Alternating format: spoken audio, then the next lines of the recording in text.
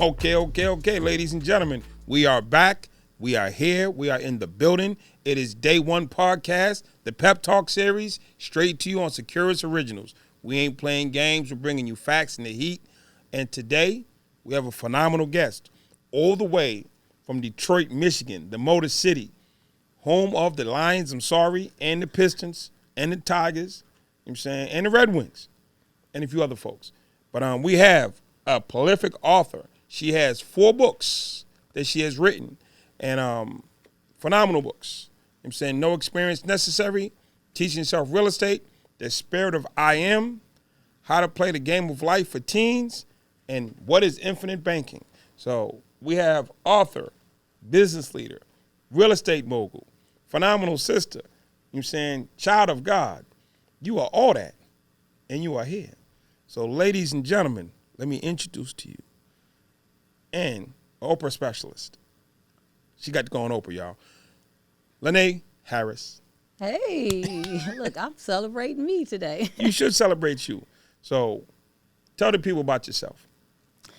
Okay, LaNay. Who is LaNay? LaNay was a young girl born and raised in Detroit. Father was addicted to drugs. Mom really wasn't that supportive. I didn't really receive a lot of love growing up. So one of the things that I realized when you have lack that you don't really don't realize is lack, growing up, I followed the wrong path. Hold on up. You said your father was addicted to drugs when you were a kid. Yes. So what's that like? He was present, so I guess you can say functionally an addict, but you don't realize that as a kid. So it's just the things that you don't really experience. Getting hugs, for example, that inspired one of my books. Giving, because life is really about giving and receiving. And so if you want something, you have to give it. So I started giving hugs because I didn't get hugs. But guess what? When I give a hug now, guess what I get back? You get a hug back. I get a hug. So that was my way of giving and receiving. But you don't realize that stuff when you're young. You don't just walk into, that silver spoon that's, everybody you dream of, or you're watching television and you see, the bling bling. You didn't live in the Cosby Show? I didn't live in the Cosby Show. No, I wasn't the Huxtables. You weren't the Huxtables? No. You look like you could fit in there, though. No. So that's called when you start working on personal development. But you don't really understand personal development when you're going through life. But at 13, there's no personal development. It's just living. So life in Detroit's a tough city. Get in where you fit in. East side, west side. East side. Look, you got to represent the east side for sure. So east side of Detroit is a tough place to grow up. And this goes to anybody, because I have to say we have to look at it from a broad perspective. Wherever you are and your conditions, your living conditions, is a tough place to grow up. And that can be from New York to Boston to Detroit. Wherever your environment is not where you are looking at television and you can't relate to what you see on television. Like, I can't just go out and live in the nice house, drive the nice cars. I have those things now, but that's not the things that I had growing up. So you grow up, you chase those things and so if you don't have a really great education, you don't have the family support, you don't have the money and all of those things, I want it. How do I get there? So, you didn't have those things. Your dad wasn't available. Your mom wasn't present. And you're living on the east side of Detroit, struggling, because I've been through the east side of Detroit, no cap. It's a tough, listen, y'all missing some buildings. A lot of them. Y'all missing some buildings. That's going to say it like that. A lot of them. Y'all missing some buildings. A lot of them. So you're a young teenage girl, you're in high school, track star, and you want those things like everybody else. So how did you get them? How did you try to get them? Well, initially, you're only going to be brought in by your environment, right? Because we are a product of our environment, correct? So with that being said, peer pressure is probably one of the biggest things that draw people into drugs, crime, getting in trouble because of that peer pressure. You want to fit in. And if you want to fit in, you're going to follow the herd pretty much. Even though you don't feel right, you know it's not right, but you just hanging along. And that's pretty much my story. Yeah. So you follow the crowd. Out, Yeah, I'm just hanging out, but I'm with the guy that says he likes me and tells me he loves me, even though he has probably other girlfriends on the side. And I got in trouble because he got initially caught, and I had a $20 mark bill that it was his money. So the boyfriend giving you money, but that money led down the wrong path because I had it in my possession. I'm 17 years old at the time. I'm thinking, oh, I'm just going to get a smack on the wrist. It's going to be a good day. I'm going to go get my probation, and I'm going home, and that's it. And it didn't happen that way. What did the judge say? He said, I'm going to make an example out of you because I'm tired of you coming up here to my city and thinking that it's a, you know, and so it's a game. Because drugs and crack was and still is, unfortunately, one of the things that plague our community. So what did the judge give you for a sentence? 13 to 20. Woo! Right? Yeah. Out the gate. Just out the gate. So that means that No.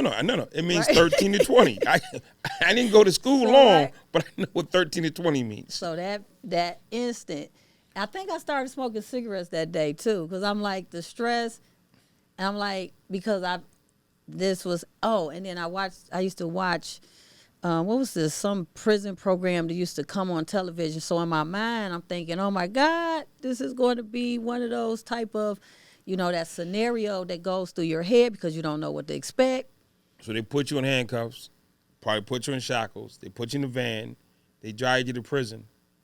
What are you thinking on the ride?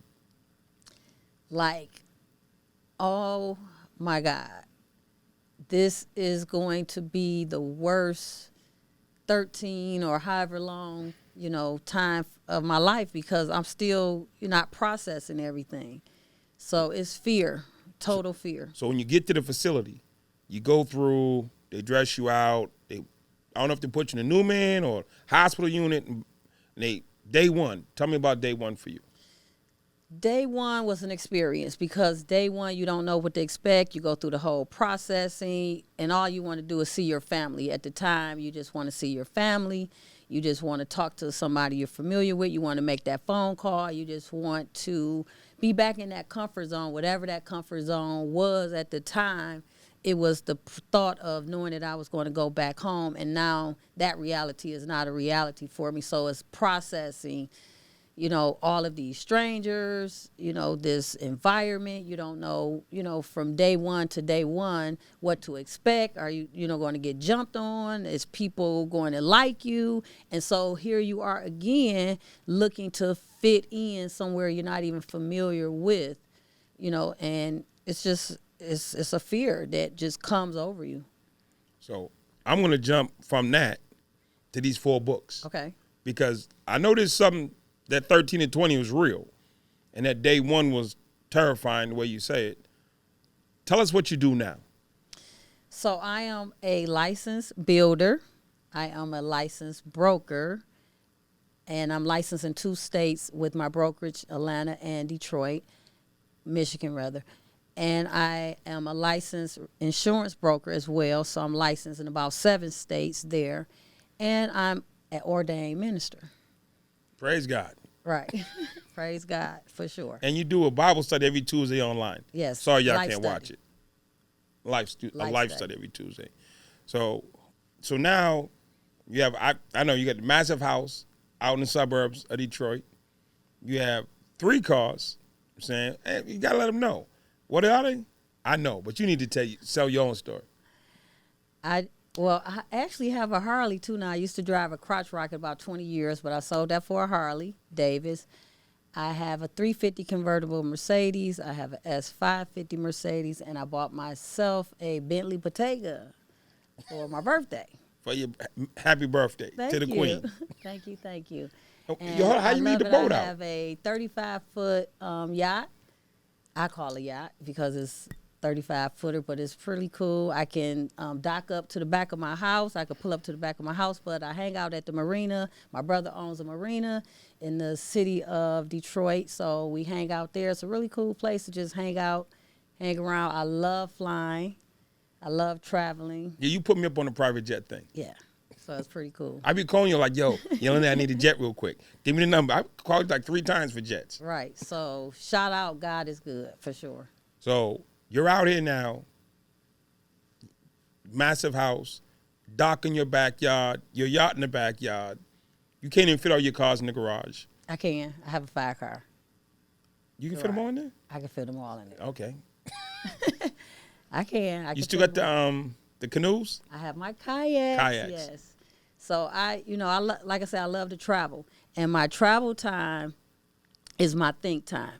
And I'm grateful for the who, not hows, and the different authors and the different exposure. Like you said, reading is fundamental.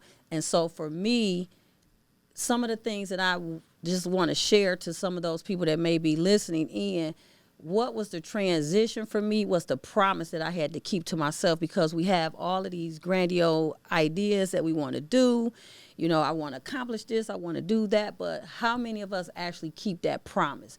How many of us actually, say what we're going to do and actually do it? So writing a goal, like 1, 2, 3, what are my goals that I want to accomplish, and making them small and just growing from there. Like my goal number 1, goal number 2, just getting my GED, keeping that promise, not going around those same friends that's going to make a difference or change, So I want to establish the promises that I kept. And my book was inspired because I didn't have a lot of experience in real estate. I didn't know anything about real estate. I was clueless to real estate. I didn't have any money. I found out about this nuisance and abatement program. So in my book, I got my first house for $1. $1. There's programs out there, but if we're not seeking and looking for that knowledge, then you're not going to find it, because what you're seeking is seeking you if you're seeking it. So I found out about the dollar program.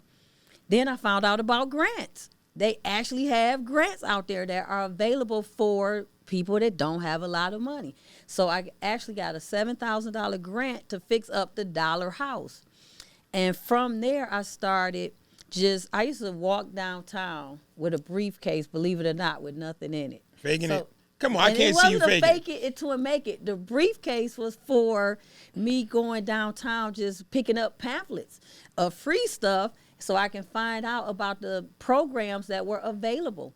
So I would take this briefcase that was empty, and when I would come home, I would go through the different pamphlets, the different programs that are available.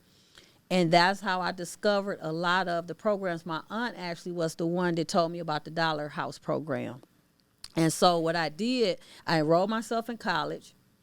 I was going to a community college because that was the promise that I said I was going to keep to myself, and I was going to get a degree in something. And I still was clueless because I didn't know what.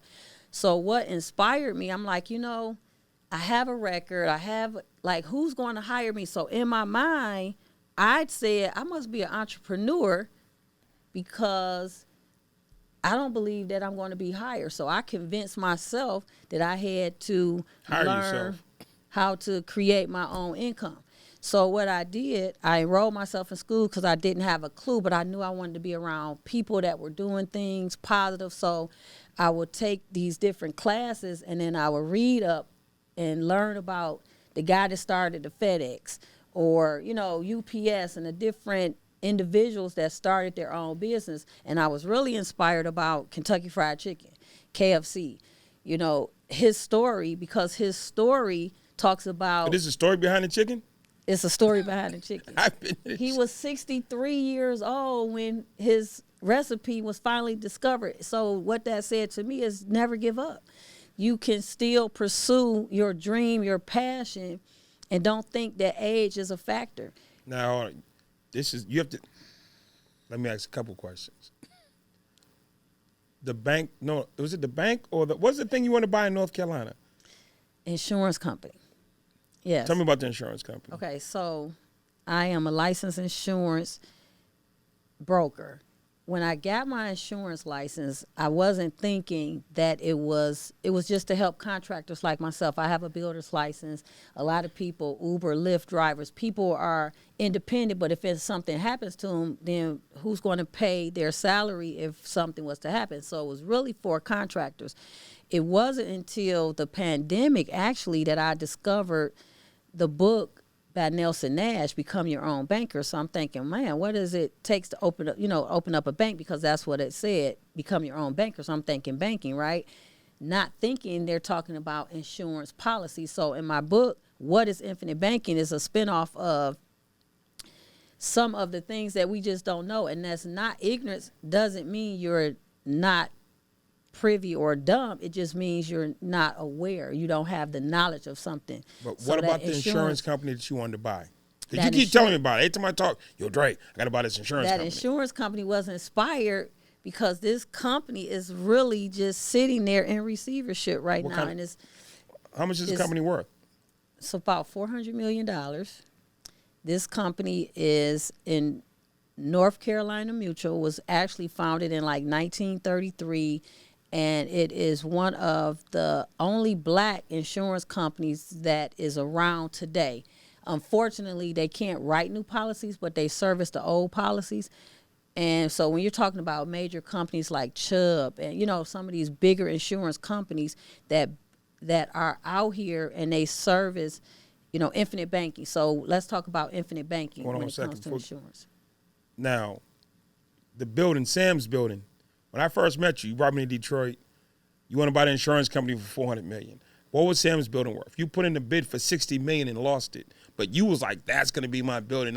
I toured the building with you. I'm going to turn it into a school. How much was the building worth total?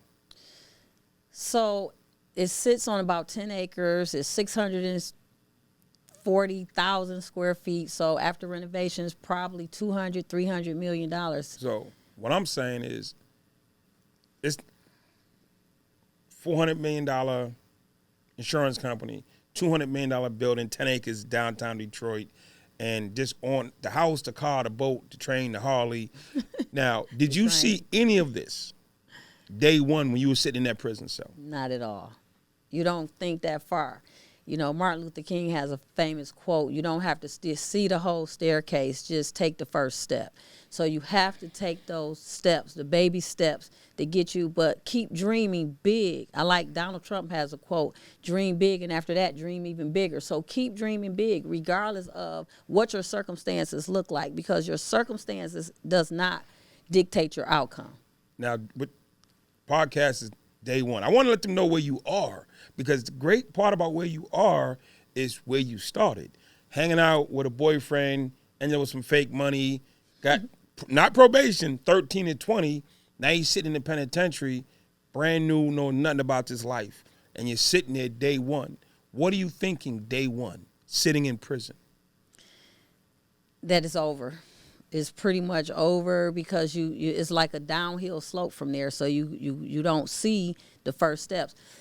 And then you have to make a decision, like the individual, everything, nothing. I always say when I speak in, absolutes. Nothing comes to you. It has to come through you. So it's your spoken word. You have to be the decision maker for your life. You are responsible for your happiness. You are responsible for your outcome. So what was the best practices or the things you did while you were locked up that led you to where you are now? Because if I'm sitting in prison, I'm like, I want that house. I want those cars. I want the yacht in my backyard. I want to be able to think about.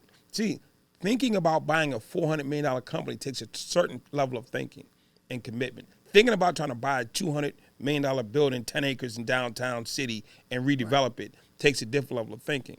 Some people just do the Airbnb thing and call themselves real estate people. You're like thinking into the clouds and living in the clouds. So what did you do throughout your time that got you to that space? I look at Oprah Winfrey. I look at people like me that I can relate to, such as myself. So I'm always going to be that inspiration for somebody, because I know what that feeling is like. I remember the thought of going to going to an event and looking around the room, and you're like, oh my God, everybody, have their stuff together, and this person and that person, and you're looking around, and then you start to like judge yourself. I don't have a degree, I don't have this, and then you're looking at, and so that intimidation, that fear, all of, everything that you are not, and then you're looking at all this success or whatever. So I know that feeling. I've been in the room and I saw Susan Taylor. I'm like, oh my God, I just want to meet her. I just want to shake her hand, and literally it was like God spoke to me, right? He said, look around the room. I looked around the room. He says, everybody in this room, nobody's better than you. And so I literally just, before I knew it, I was approaching her and I was like, hi, Susan Taylor. I want to just, say it's been a pleasure to just be in the room with you or whatever. And she was like, oh, that's a nice outfit you have on. And from there, it was like that fear, everything just shed it off of me. And I had to remind myself constantly, you have to have the self-talk. You have to have the self-talk and take your to-dos or your goals, whatever that is, write it down. Did you do self-talk while you was in prison? Every day. Every day I had to self-talk because I had to encourage, like, who's going to be there to encourage you if the counselor is not there, if the teacher is not there, if the parents are not there? So you have to have the self-talk. So what if I met you today and you said, you know what, I'm proud of you, LaNay. I think that's great what you accomplished with the 4 books. So you tell me something positive, I'm going to take that one thing that I received from you, and then I'm going to say, I'm proud of you, LaNay. If somebody else can be proud of me, then I can be proud of me. Because a lot of times when people tell us, like our parents, when they tell us, I love you, but they don't show it. So I have to take that love just because they don't show it. I know I'm loved, but I didn't feel I was loved. So I had to have the self-talk to say, you know what? I have to learn to love me because you can, and like me. A lot of people, it's a distinction to love yourself, but you have to like yourself. So I wake up every day, I like myself. I like myself. So what would you say to somebody else? Because you went through and you came home and you walked it. You walked it all the way out. You know what I'm saying? So what do you say to that lady or that guy who's sitting there right now thinking it's over and I don't like myself and I don't feel loved and I think this is just like the end of the road for me? That you are loved, and love starts from within. I'll say that. It starts from within. You are loved. And so love yourself for who you are not first. Not for who you want to be, not for what you're looking for, just for who you're not. Loving yourself for all your flaws, loving yourself for all your weaknesses, loving yourself for all of the things that you didn't do right, but now you can start working on taking those first little baby steps. Loving yourself for just waking up, being in a positive state. Now, how do you get into that positive state? It has to start with self-talk. What are you saying to yourself? If you're waking up saying, I can't believe I did this with my dumb self, my stupid you, so, and now you're putting all of that energy into your own psyche, you have to have that self-talk. So what is one of the hardest things you had to deal with in your transition from I'm not going to make it to I'm going to make it? What was that transition point? Coming home and peer pressure. So that transition from coming home and the peer pressure of your friends, your environment, especially your environment, because like walking to school for me was vacant building, dilapidation, trash. I mean, you see all of these different things. And so there's nothing positive going on in your environment. And so the peer pressure of hanging out, wanting to fit in, those are some of the things that can draw you back into going. And here's another thing I want to say too. Even if you fall, if you can look up, you can get up, because a lot of people relapse. But if you can keep looking up, you can keep getting up. And that's one of the things you have to much is given, much is required. That's the self-talk. I had to keep telling myself, to much is given, much is required. And so it's going to be required of you to take the time to go back to school, find out about the resources, be around or look into the different opportunities that are out there. It doesn't take a lot of money to get your license in insurance. In fact, there are programs that will even pay for you to get your license, to get your insurance license. There are so many different things that you can do and not have a lot of money. I didn't even have money. I went to resale shops and I bought things for my house. I didn't have the money to pay for a furnace, a hot water tank, and all these different things. I found out about the grants and because I went to the churches. I started going around to different programs. There's so many different community groups, and you have to knock on the doors. Like, you are responsible for your happiness. You're responsible for your outcome. So when that's true, but support. Everybody's like, "Oh, I need support. I need support. I need support." And when you came out, did you really have support, or did you have to build your own? Because you told me mom's not there, dad's not present. So where's the support from? You have to create it. Dad is on drugs. I get the house. I go down to the crack house. I find my dad. I'm like, listen, I need you. So even though you're a crackhead, I need you to help me, because my dad was resourceful. He knew how to drywall. He knew how to paint. He knew how to do those things. And so that inspired me to get my builder's license. So work with what you have. Work with the little resources you have. You went to the crack house and got your dad. Yeah. What is that like emotionally to have to go to the crack house and get your dad? Well, for me, it was like this was my way of being able to help someone that couldn't help themselves as well. So, it was a blessing. And so we're all blessed to be blessed, whatever that little blessing is. Sometimes it may just be giving somebody a hug, or giving them a hello, or giving them some words of encouragement. So you pulled him out of the house, and he came and he drywalled for you. Right. And he eventually got clean from that too. So it was just that inspiration, knowing that you can make a difference in your own father's life, when most kids are looking to their parents for everything, and parents are just giving them everything they think they need, but then the child still wears the substance, because if they haven't been through anything, they haven't experienced anything, then when the rough times come, a lot of kids now, they just want to spaz out. And that inspired the book, How to Play the Game, because it's about giving and receiving. You have to learn how to give in order to receive. You have to and learn how to receive in order to give.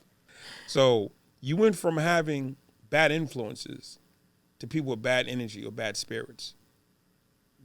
Everybody says, every place I've been, we got the worst haters in the world in this city, worst haters in the world in this city. You know what I'm saying? Everybody says that. So what do you do with the people who hate on you? One of the things that I realize when it comes to that, is better to have people that don't want to see you do well, because that becomes your fuel.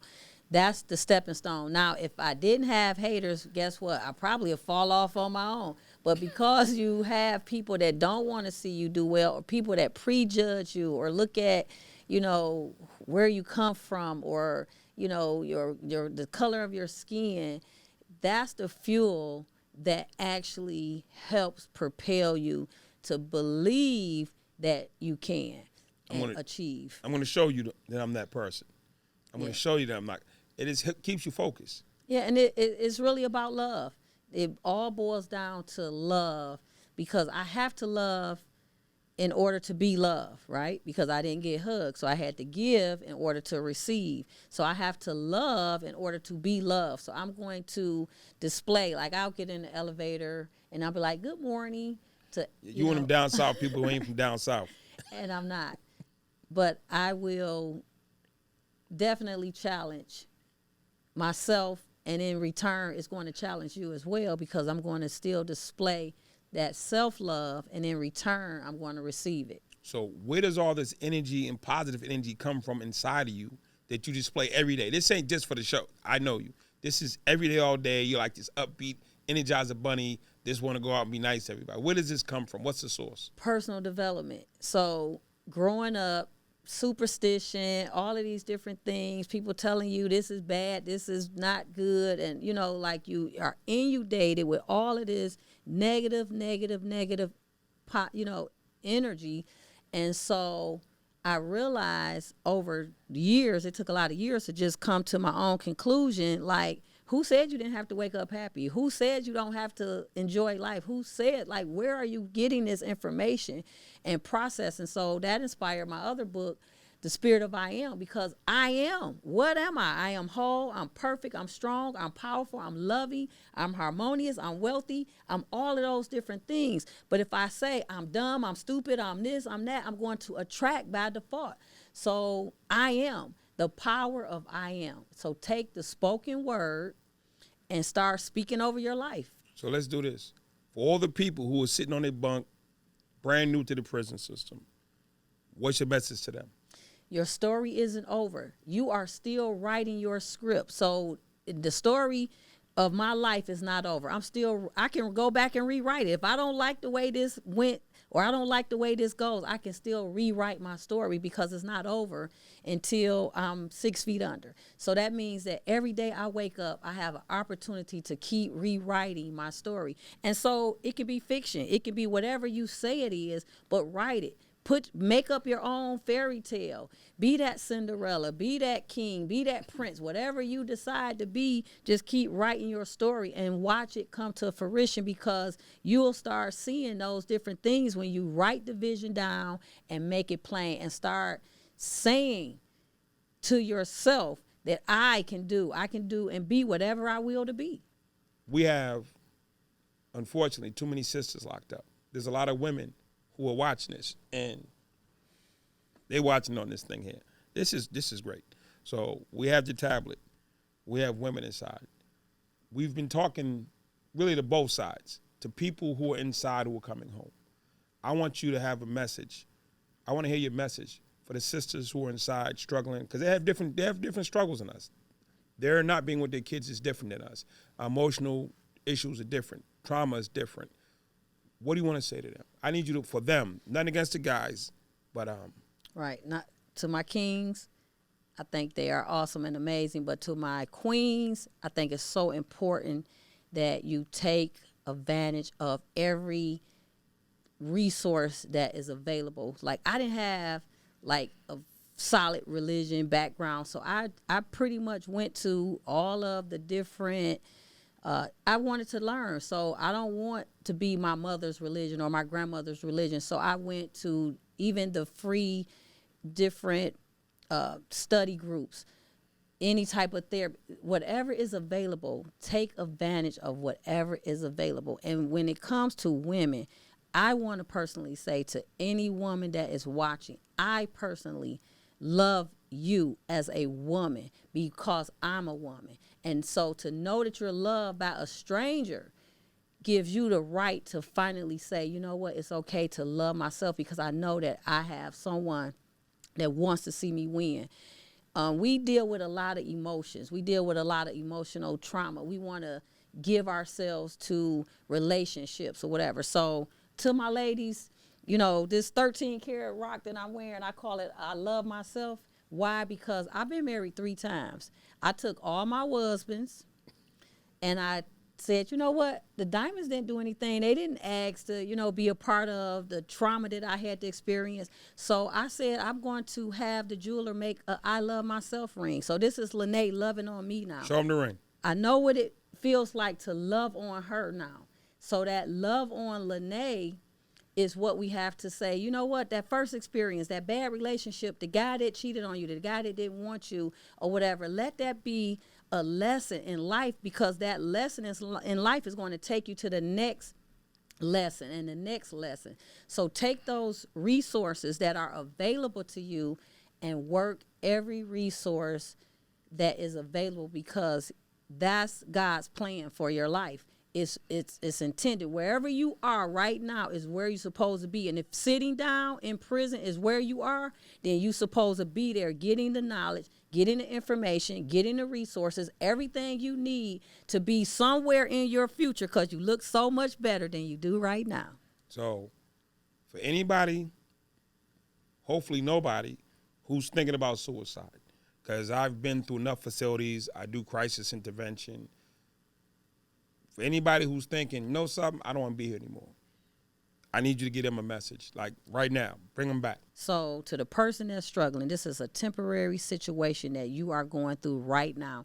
You don't know what tomorrow is going to bring. A lot of people don't know that Oprah Winfrey, this is a multi-billionaire. And this woman contemplated suicide. And then she also had a second thought that said, you know what? I don't know what tomorrow may bring. So let me just wait and see, and end up becoming a billionaire years later. What if she would have ended her life? What if you end your life? And people don't realize, not just thinking that it's not about you. You have a future. You have an expected end. It's bigger than you. And so you are going to share that story with somebody else that might be thinking about suicide someday. Write a book. Tell your story. Write a book. Write the vision down and make it plain, and know that you have a story. Because guess what? We all have a story. And if you know that that story can change somebody's life, like my story has changed my life, and I hope that it will make an impact in yours, then write that vision down and tell your story, because you never know what your future is going to bring. And you are somewhere in your future and you look so much better than you do right now. Keep telling yourself, have the self-talk, do the reading, take the knowledge that is going to take to make the difference in your life. That's what I would tell them. The way we close every show is we have the guest pick a book and we talk about the book. Normally, it's still true. All the books on his tables are by my friends. I read them. I consider you a friend. Average Sucks. Yeah, he's out there. That's my guy, Mike. So you are a friend too. So I can actually say the author of this book, books are a friend. So I'm going to let you talk about the books. Okay, you got great. So what is infinite banking? Do that one last. Okay. You close with that one. How to play the game of life for teens. So it's really show it to him. To train your mind to become successful and gain the tools of enlightenment. So how do you train your mind to be enlightened? Again, I talk about giving and receiving, understanding that it's more than just like it's the spoken word, it's desire, it's faith. So how do you have desire, and what does that look like? So thank you. Then the spirit of I am.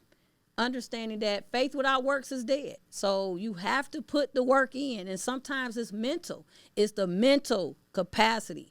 And so our capacity, sometimes we just don't expand our mental capacity. We deal with the trauma. We have capacity when it comes to dysfunction. So start expanding your mental capacity and speak over the power of the spoken word, because you are whatever you say you are. So you have to believe that. And no experience necessary. The secrets in real estate and how to do it yourself. It's like the Home Depot. Do it yourself. So you can actually start with no money in real estate. A lot of people don't know you can start with no money with the lease option. If you're renting anyway, then why not create your own agreement for deed concept? So I talk about that in the book, how to create an agreement for deed. And it's a rent to own program. Now, what a lot of people don't know is they can take an insurance policy. Had I knew this, or my grandparents knew this, this is a 200-year-old strategy that is legal, to actually take a life insurance policy, the same money that I'm spending on myself, using my bill money, recycling that money, putting it into a policy, being able to borrow against that money, and now 20 years later have $1 million cash liquidity. So now I have all of this money out of an insurance policy that I didn't even know, because most people think about the death benefits and they see an insurance policy as just another bill, because the average family is just struggling to make ends meet. Well, this talks about how to become your own banker. And you can finance your own car, your own yacht. Generational wealth, yes, the secrets exposed. So I tell it all. And this is the yacht book. We call this is a Learjet in the yacht book, y'all. You know what I'm saying? So right. That's the meat and potatoes. That's to sum it all up, because some people attention span is short. I was, how do you Bugatti? How do you say it? Bottega? Bottega, yeah. Listen, they come up with these clever names. I drive them. I drive stuff, can't say the name of it. I just get in and go. You know what I'm saying? I be saying the name of my car wrong. They be like, yo, drive, like, whatever. It works. I got the keys. Right. You try to figure out the name, but I got the keys. So it's definitely a pleasure having you on here. It's definitely a blessing that all these people I'm saying? Got to hear you, and she will pull up in person. Facts. I'm saying? I would love to come whenever you guys have me. I love it, and that's a part of giving back. And so, if you can be an encouragement to somebody that's going through, even if you're going through, give, and it will be given back. I need you to close with 3 promises you want them to make to themselves. Okay. Then the 3 promises you made to yourself. And one is keeping a promise to yourself. So whatever that promise is, and it can be something small. Take baby steps. And even if you're dreaming and dreaming big, take baby steps. Sometimes it may just be getting your driver's license, getting that birth certificate that you need, getting your Social Security, getting your business affairs in order. Keep the promise. And then the second thing is making sure that you involve yourself around people that are, in school or some type of positive environment, work ethics, or, hospitality, anything that's going to change your present or previous, background. And then the third thing that I would say is to reach out and meet great people. Like you said something about Securus has the tablets in the prisons. Now, if these tablets are available, then that's something that I'm sure there's going to be so many different programs and resources that are available. You don't know what you want to become until you expose yourself to it. I had no knowledge of real estate, no knowledge of insurance until I exposed myself around different things. So you can get rich hauling garbage. Find your own niche and stick with it. I'll tell you what, we're going to get your books, the e version. We're going to put them on. Instead of her trying to travel the world and she will come see you, we're going to make your books available on the tablets. So if you want LaNay Harris, all 4 of these books, they will be on the tablets sooner than later. Just go to the book section. I don't know what the book section is, but someplace in here you just have to hit your little button and it'll pull up your name and your 4 books will be there for them. And thank you. The promise, I have a phenomenal career. I mean, I like to believe I have a phenomenal life. And my son's a testimony to that. And the things I've been able to do from flying around the world and stuff that I've been able to help. And it started with a promise. When I was in prison, I was ready to come home. I was running a youth program. Second Thought, shout out to Tom Kuntz. And before I came home, the kids were like, yo, Dre, we're so happy you're getting out. Will you come see us when you get out? Everybody in this program who gets out never comes to see us. And our detention center is right in the hood because we used to bring the kids up from juvie. So I said, yeah, I'll come see y'all. And you've heard me speak. I left the prison, went to the parole office, left the parole office, went to the youth center. And I went there every day and talk to these kids and talk to these kids. And I started talking to the young girls and talking to these kids. And it turned into a career. I didn't know speaking was a job. Wow. But I went keeping a promise to some kids that were in my program. And that keeping that promise is why I'm sitting in the space that I'm sitting in the world today. Had I not kept that promise, I'd have went out and did it. I wouldn't have been a speaker. That's right. But they discovered me. People said, Dre, you're really good at this. You should keep doing it. I'm like, do what? They said, speaking's a career. I'm like, what are you talking about? It makes a difference. Keep the promise. Yeah. And accept your disappointments. Accept your disappointments and know that if you can, like I said, if you fall, keep getting up.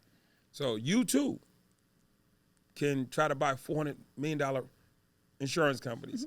I'm sorry the building. I am so, when you told me that you didn't get the building, I felt bad for you because I know you've been putting in work for 7 years, and that was like that was your thing. But the next thing's coming. Embrace your disappointment. There's something greater coming for you. Absolutely. So, ladies and gentlemen, Securus Originals, day 1. This could be your day 1. I don't know what your day 1's gonna look like, but you didn't see this, but it's here. Yes. Your day 1's coming. So come off that ledge. Now I ain't gonna say don't go to the gym, but definitely put your head in the book and find a way. And give yourself a hug. Woo, love on you. I love on LaNay. All right, well, that's her recommendation. You know what I'm saying? Hug yourself, love yourself, and I will definitely see you next time. Holler at your boy. I will pull up. Top 5 that are alive. You know what I'm saying? Jada Kisses in the building. Shout out to Yonkers. R.I.P. DMX. All people. Thank you, LaNay. Thank you.